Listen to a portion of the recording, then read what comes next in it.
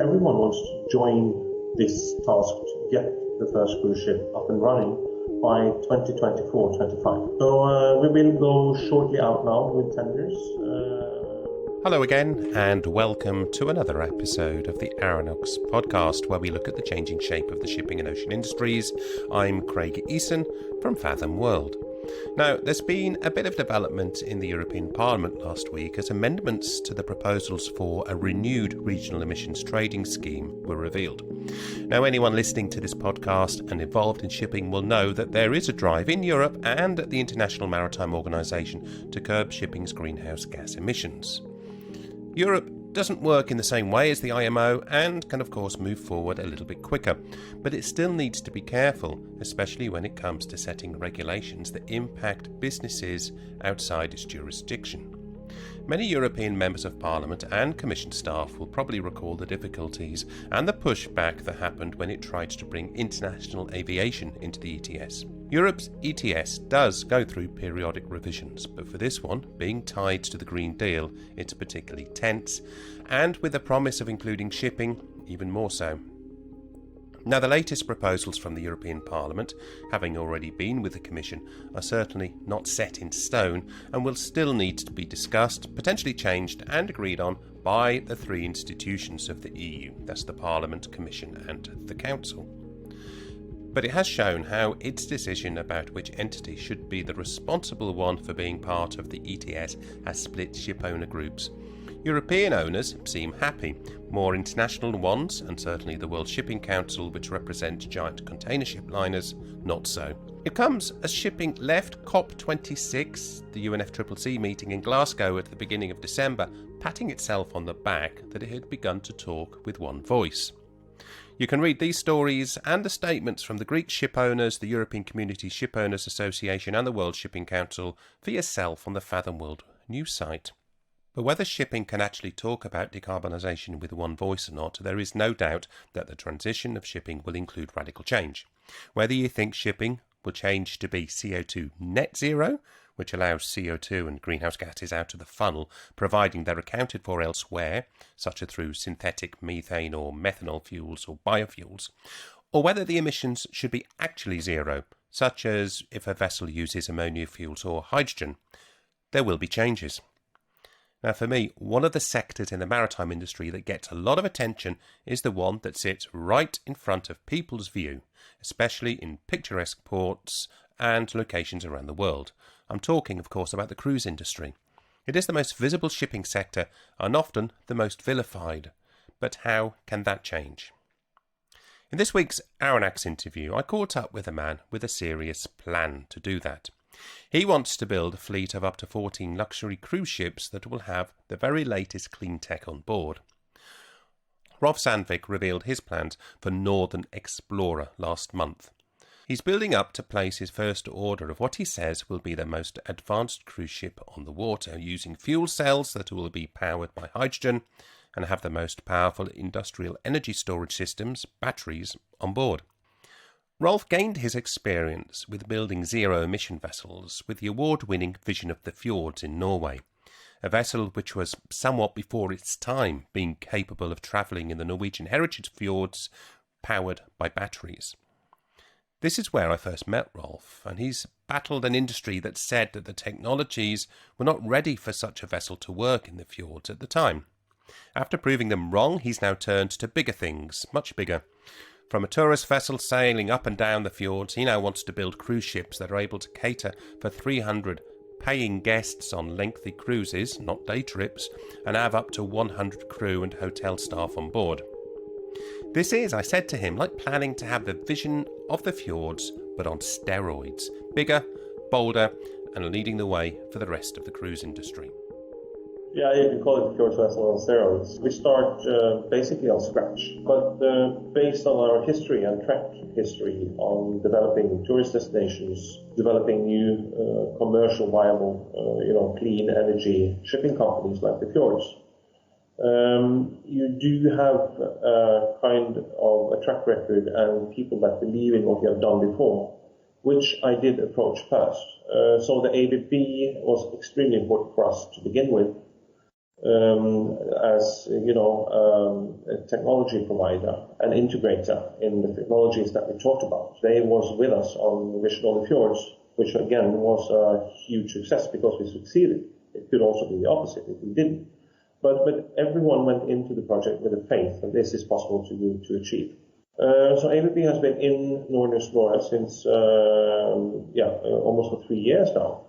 And having the same ambitions as us when it comes to the possibilities that this can create for the green shift in at least parts of the cruise industry. I don't see this solution here become viable, for the big operators like the mega ships that is out there today. But this is where we start. So again, a step up from the fjords, heavier ships, bigger ships, and then moving into a more energy-consuming ships as well, with less passengers. But this is, I think, a natural step for me to develop the experiences and everything I learned from establishing the fjords over to the industry which I love, which is the cruise industry, and see what we can do and what we can start with. And I'm sure that within, relatively short time, we will see even bigger projects than Northern Explorer coming up, because someone starts this ball and race towards a greener and less emission industry. The cruise industry is getting all the attention and consists of only a small percentage of the total maritime industry. But the reason why the cruise industry is so hard focused on is that we are basically creating a product which no one needs. It's a leisure product. Yes. It's, again, ships that parks right in front of your living room. So you see it in the cities that you're visiting, and you see the people that they are bringing with. These big container ships, they are docked far away and outside the cities. Yeah, that's always been something that I've said about the cruise industry in terms of the whole maritime sector, the shipping industry as a whole. The cruise industry really is the most visible part of our sector, of our industry.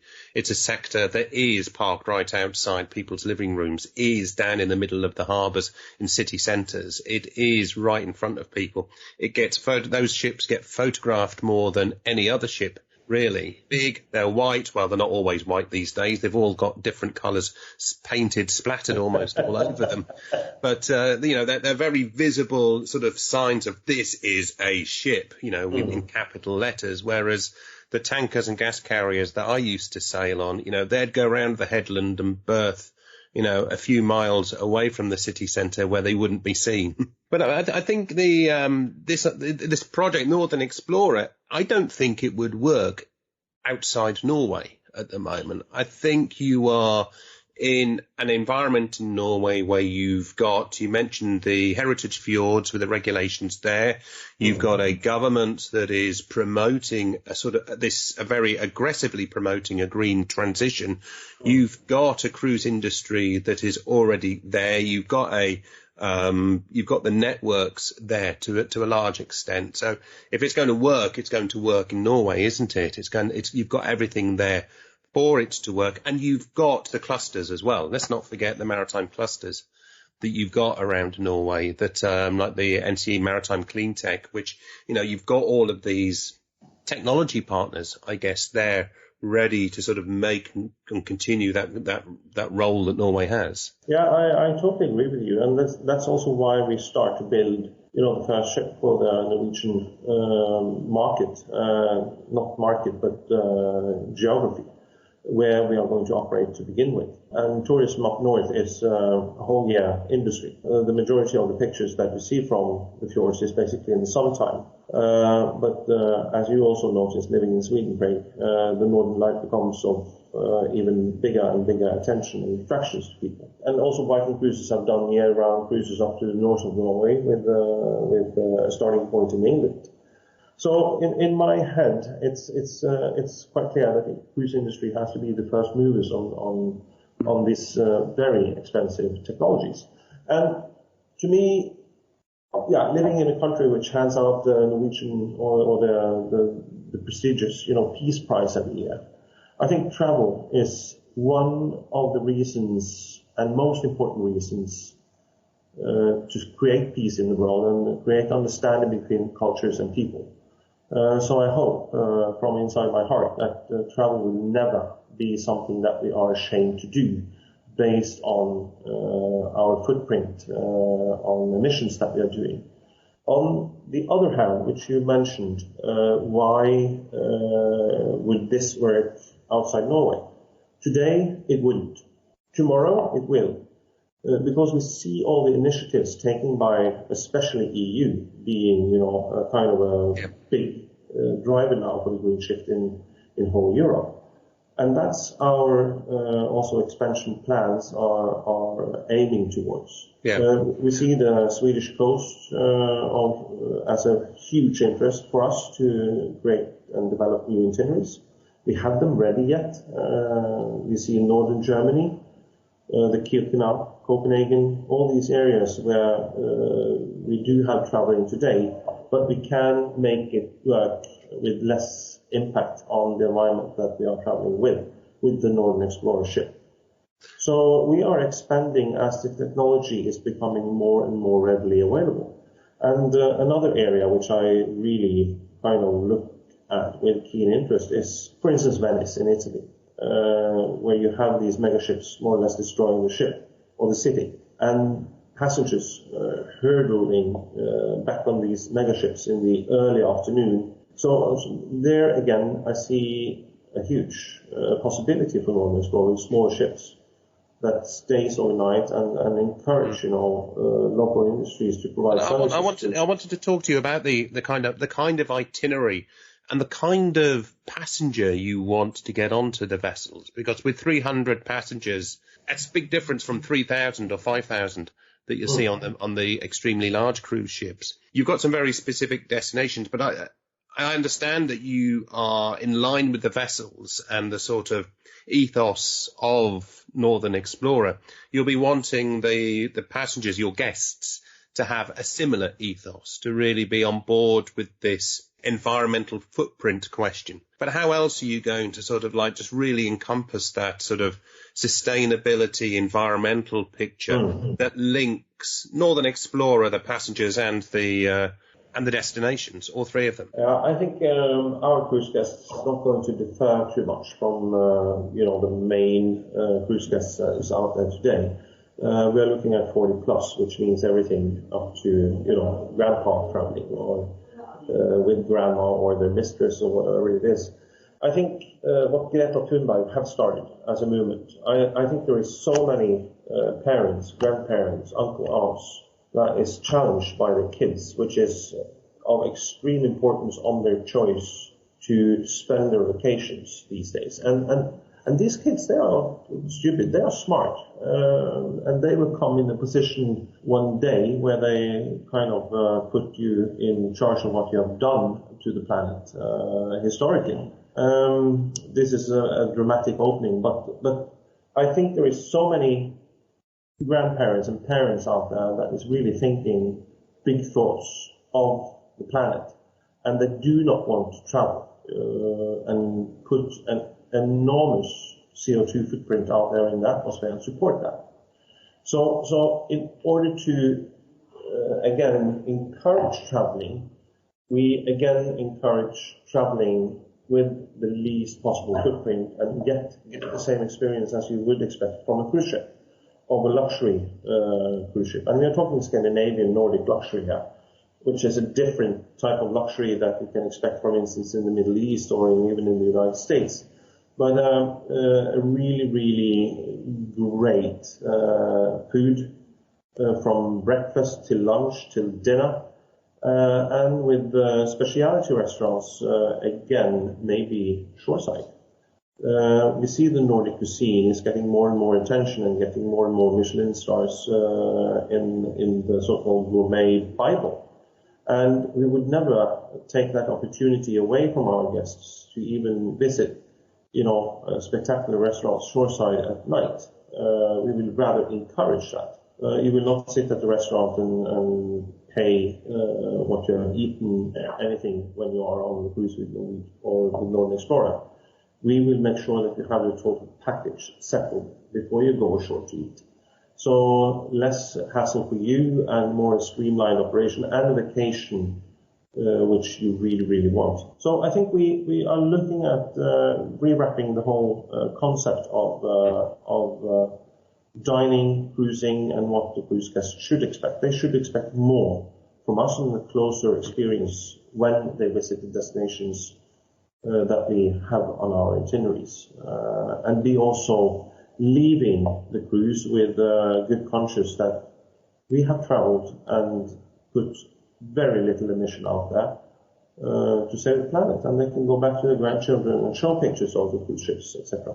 And I have friends these days that if they travel, to just see how the whole kind of selfie thing has reframed, what we put out there on the social media.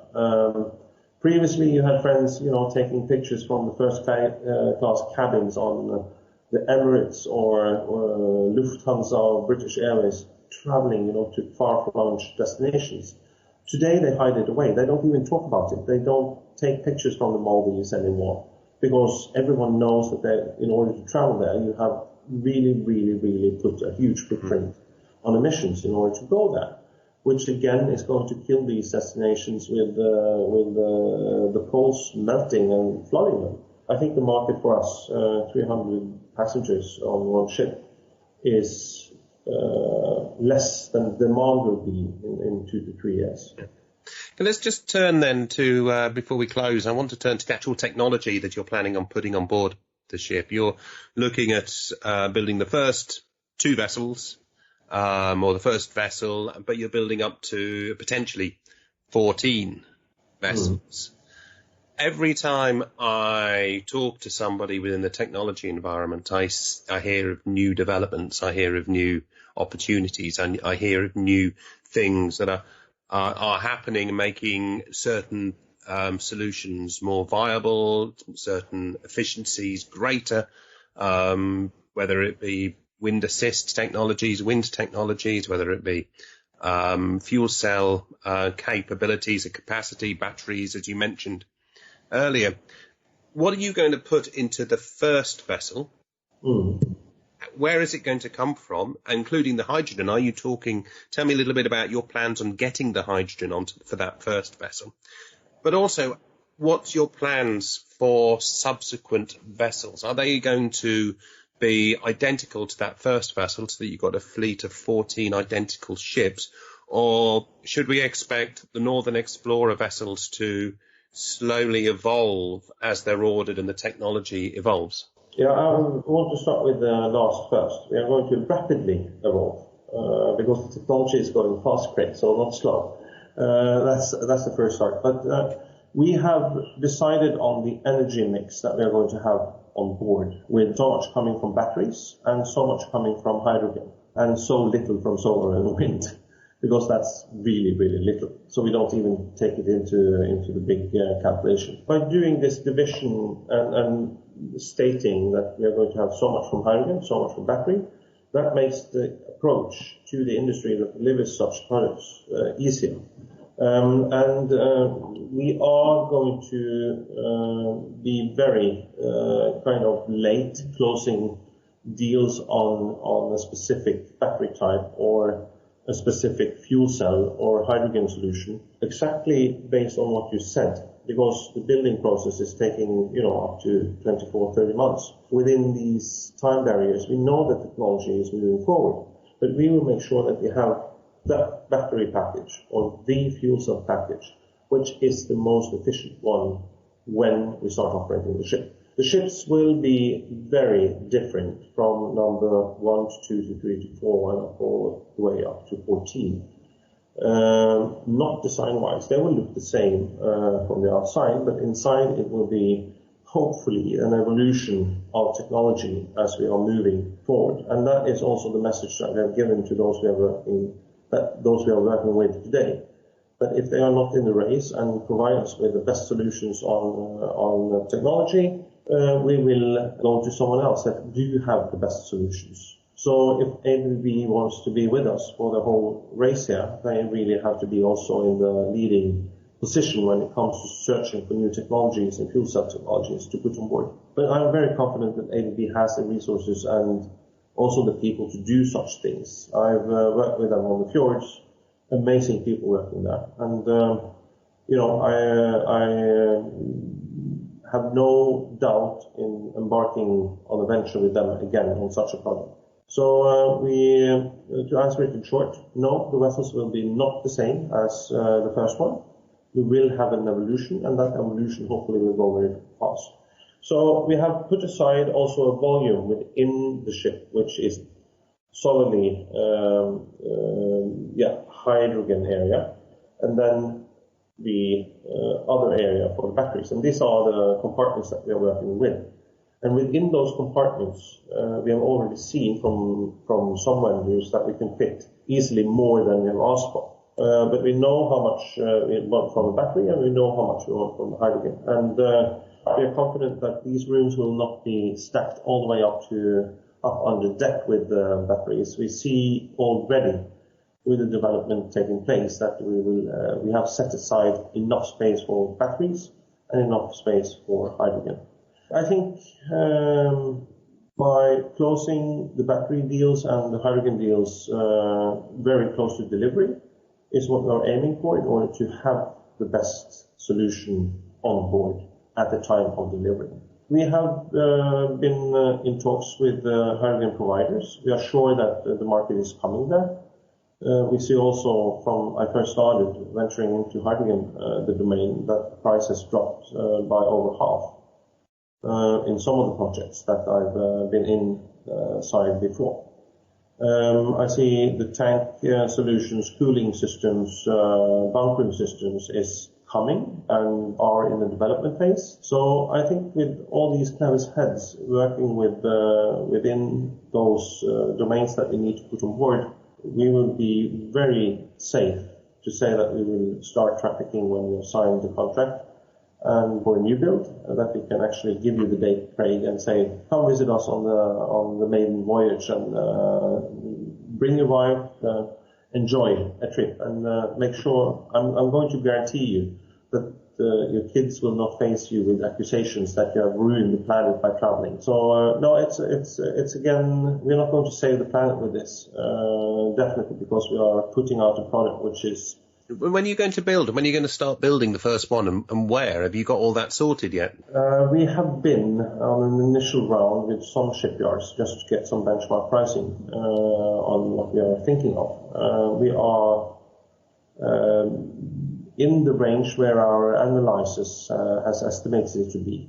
We've been working with this project now for over 3 years, but under the radar for almost everyone, Craig. So the press release that came just before Christmas was kind of a quick release, since we was planning to do this on Moon Shipping in January, which was cancelled. So again, it was quite a busy Christmas, but the thing is, by been working with this project more or less undercover for so long, has also made us very kind of confident that we are in the lead of the development when it comes to at least this side of the maritime industry. We will be the first to have hydrogen on board on the cruise ship. We will be the first one that offers emission-free cruising into the World Heritage Fjords in this product spectre. Also the traction that we've gotten, from established companies and new startups within the green technology segment. I see that everyone wants to join this task to get the first cruise ship up and running by 2024-25. So we will go shortly out now with tenders, function tenders to a broad spectre of shipyards all over Europe. And we hope to make this a European project, which again supports, the Horizon 2020 and the new Green Deal, which everyone is talking about, and make this first European emission-free cruise ship. Rolf Sandvik has just revealed Northern Explorer, a company he says will show what can be done to really change the image of the cruise industry.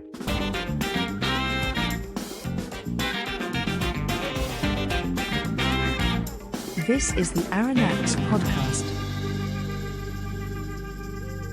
Now that's nearly it for this episode. In other news around the industry, the Singapore-based Global Centre for Maritime Decarbonisation has launched an ammonia bunkering safety study with Class Society DNV. It's recognising that while ammonia is loaded as a cargo today, there is the need to ensure that there are the right safety rules in place for when it is regularly loaded as a fuel. I heard this week from FinPilot about its plans for testing remote pilotage in Finland. It is part of the country's digitalisation drive, but it also goes in lines with FinPilot's own decarbonisation goals. But the technology is not ready to achieve remote pilotage soon, but it is coming. FinPilot was taking part in a competition I was judging known as an intelligence hunt. This is where maritime and logistics university student groups work together to solve challenges set by corporates that have real issues that they want to get an out-of-the-box perspective on. Guided by mentors, the students then spend a few months trying to address the challenge and then put their ideas to a group of judges to see which one would win.